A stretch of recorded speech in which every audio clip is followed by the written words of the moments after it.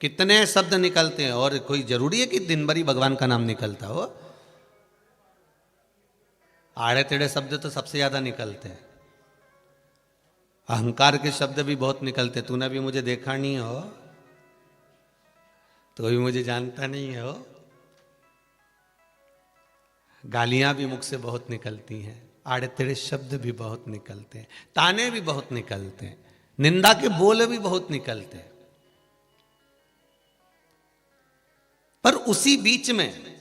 आपके मुख से जब अपशब्द निकल रहे हो, ताने निकल रहे हो, आड़ा टेढ़ा शब्द निकल रहा हो, आपके मुख से कुछ अलग अलग बातें निकल रही हो, दिन भर तुम्हारे मुख से ना जाने क्या क्या निकलता रहता है, दिन भर तुम्हारे मुख से ना जाने क्या क्या बोलते रहते हो, इस जिह्वा से, इस मुख से ना जाने कितने शब्द निकल जाते होंगे। पर उस शब्दों में दिन भर में अगर आपके मुख से एक बार श्री शिवाय नमस्तुभ्यम निकल रहा है, पंचाक्षर मंत्र नमः शिवाय निकल रहा है, राम नाम कृष्ण नाम निकल रहा है, या कोई भगवान का एक नाम या तुम्हारे मुख से यही निकल गया, और ये भगवान जाने, वो तो राम जी जाने, शंकर जी जाने, वो तो शिव की कृपा थी, तो आपके मुख से अगर एक बार भी शंकर का नाम, पंचाक्षर मंत्र या श्री शिवाय नमस्तुभ्यम या राम नाम या कृष्ण नाम, तुम्हारे मुख से मां भवानी जगदम्बा का नाम, मां दुर्गा का नाम, किसी भी रूप में अगर भगवान का नाम निकल रहा है,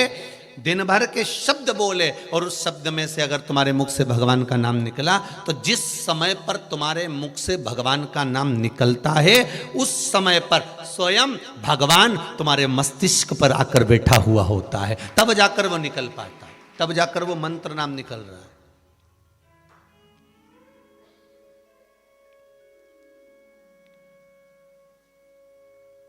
अब दिन भर में आपके मुख से जितनी बार भी शिव का नाम निकले, राम नाम निकले, कृष्ण नाम निकले, शिव नाम निकले, कृष्ण नाम निकले, समझ लेना उस समय पर वो भगवान तुम्हारे जीवान पर, कंठ पर, तुम्हारे मस्तिष्क पर, तुम्हारे सम्मुख में है, तुम्हारे सम्मुख। क्यों कहते हैं 24 घंटे में एक बार सरस्वती मुख से बोलती है? बोलते कि नहीं बोलते? हमारे यहाँ हमारी माता जी कहती है, तो आपकी भी माता जी ने कहा होगा, अच्छा बोला कर, 24 घंटे में एक बार सरस्वती मुख से निकलती है,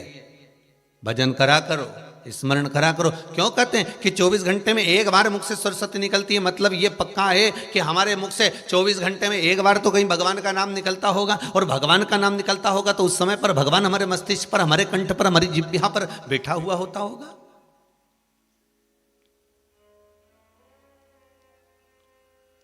उस समय पर परमात्मा हमारे सम्मुख में हो,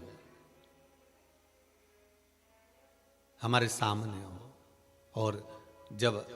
भगवान का नाम हमारे सम्मुख में, जब इस वाणी से, इस कंठ से, इस जिह्वा से जब निकलता है, या श्रवण शक्ति में पहुंचता है, या हमारे हाथों से या हमारे पांवों से हम चलकर कहीं ना कहीं सत्कर्म की ओर जाते हो,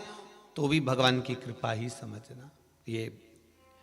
5 कर्मेंद्री, 5 ज्ञानेंद्री और एक ये मन, ये जो 11 इंद्रियां हैं ना, ये 11 इंद्री तुम्हें परमात्मा के पास जाने से बहुत रोकती है, बहुत। विचार कर कर बैठी थी, मकर संक्रांति है, नर्मदा नहाने जाऊंगी, गंगा जी नहाने जाऊंगी मकर संक्रांति पर, पास में मेरे सरयू जी है ना, उनको नहाने जाऊंगी मैं, यमुना जी है उसमें नहाने जाऊंगी मैं, मंदाकिनी है उसमें नहाने जाऊंगी, सरस्वती है उसमें नहाने जाऊंगी, नर्मदा है उसमें नहाने जाऊंगी। तुमने विचार कर लिया, तुमने तो विचार कर लिया, क्योंकि मन विचार कर लेता है, पर ये बाकी की जो इंद्रियां हैं, 5 कर्मेंद्री, 5 ज्ञानेंद्री, तुमने तो मन बना लिया कि मुझे कथा में जाना है, मुझे सत्संग में जाना है, मुझे स्नान करने जाना है, मुझे भगवत के भजन में जाना है, मुझे नाम स्मरण में पहुंचना है, तुमने तो विचार कर लिया, पर वो इंद्रियां तो तुम्हें खींच के ले जाए पहले। कई बार चाहे आप हो चाहे हम हो, हम हमारी भी कहेंगे हो, ये मत सोचना कि महाराज अपनी नहीं कह रहा, चाहे आप हो चाहे हम हो, कई बार ऐसा होता है गंगा के घाट तक पहुंचने के बाद भी वापस लौट कर आ जाते, नहा ही नहीं पाते। कई बार ऐसा होता है यमुना के घाट गए, वृंदावन गए, वृंदावन में भी जाकर यमुना जी के घाट पर पहुंच गए, यमुना जी के घाट पर जाकर यमुना जी की पूजन भी कर ली, चुंदड़ी भी चढ़ा दी,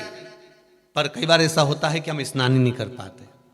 कई बार हम नर्मदा जी के घाट पर से, पुल पे से निकल जाते हैं, नर्मदा जी के पास में से निकल जाते हैं, नर्मदा जी के करीब में से निकल जाते हैं, तो कई बार ऐसा होता है कि नर्मदा का स्नान नहीं कर पाते, नर्मदा जी नहीं नहा पाते। कारण क्या है? देखो, 4 स्थानों पर हर व्यक्ति से पाप होता है। संसार का ऐसा कोई मानव नहीं है जिसने पाप नहीं किया हो। चाहे जो मृत्यु लोक में जन्मा है उसने पाप किया है, चाहे आप हो, चाहे वो सीवर वाला महाराज हो, कोई भी। पाप कर्म में सब लिप्त है। 4 स्थानों पर हर व्यक्ति से पाप होता है। पहला, झाड़ू लगाते समय छोटे छोटे जीव मर जाते हैं, उसका पाप माथे चढ़ जाता है।